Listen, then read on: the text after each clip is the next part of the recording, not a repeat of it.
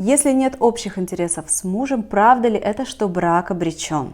Например, муж любит рыбалку, а жена не любит рыбалку. Неужели ей нужно тогда ходить туда?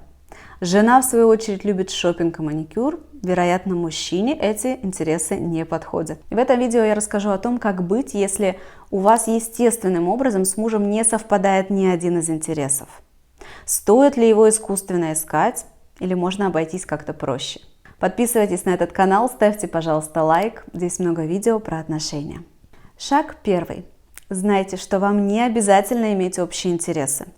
На самом деле это миф, что общие интересы объединяют. Да, когда у вас сами собой естественным образом сходятся какие-то интересы, это будет означать, что вы будете больше времени проводить вместе, больше общаться, но это не решение всех проблем. Если у пары нет общих интересов, ни в коем случае не нужно искусственно их искать или искусственно делать вид, что вы вдруг начинаете интересоваться тем же, чем интересуется ваш муж. Все искусственное рано или поздно рассыпается. Второй шаг. Вам очень важно хорошо знать ценности друг друга. Не только знать их, но и уважать. Люди часто живут годами, десятилетиями вместе, и так до конца и не знают ценности друг друга, хуже того, не знают сами свои ценности. Сядьте прям и подумайте вместе с вашим мужем, что вам ценно. Для одного человека может быть работа номер один и только потом семья. Для другого будет наоборот, семья номер один и только потом работа. И представьте, если они живут вместе. Какие они разные. Это еще не повод расходиться. Нужно узнать свои ценности, то есть вычленить их, заметить, рассказать партнеру о том, что вам это важно. И задача партнера здесь принять это как факт и относиться к этому с большим уважением. Относиться с большим уважением и к своим ценностям, и к ценностям партнера. И тогда муж, для которого рыбалка – это ценность, счастливый ходит на свою рыбалку, жена с уважением к этому относится, ни в коем случае не ходит с ним, если она не хочет, а муж с уважением относится к ее шопингу, ногтям или любым другим увлечениям. Третий шаг.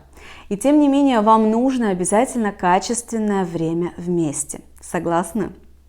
Как же его получить? Очень важно, чтобы вы проводили время вдвоем, кроме бытовухи привычной и кроме секса. Что это может быть? Это должны быть свидания. Очень ошибочно, если вы слово «свидание» связываете с сексом. Нет. Не надо, чтобы ваши свидания обязательно им заканчивались. Разделите. Свидания для людей, которые живут уже в браке, и особенно давно, это времяпровождение, когда вы только вдвоем разговариваете целенаправленно друг с другом на важные для вас темы, не отвлекаясь ни на что. То есть убираете телефон, выделяете для этого осознанно время. Например, мы с мужем иногда идем для этого в ресторан вдвоем. Выбираем какой-то спокойный ресторан. И в эти свидания у вас это может быть дом, то есть это может быть на кухне, когда дети легли спать, если вам это нравится. Это могут быть ритуал прогулки. Каждый день, например, вы гуляете там вокруг квартала или в парке рядом.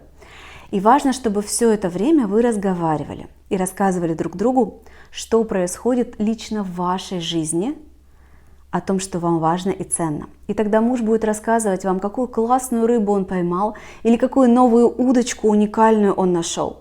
А вы расскажете ему, как вам повезло в этот раз с мастером маникюра, потому что прошлое куда-то делось, и вы долго не могли найти хорошего, и вот ура, вы нашли, и посмотри, какие классные у меня ногти. И если вы выполните предыдущие пункты и будете с уважением относиться к ценностям друг друга, то вы сможете выслушивать друг друга с вниманием.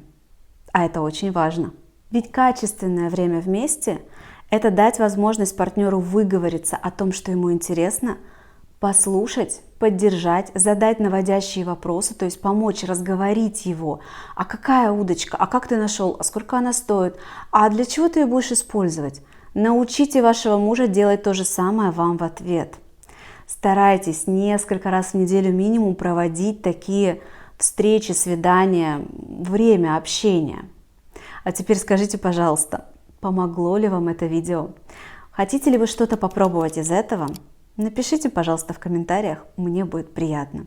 И до встречи в следующих видео.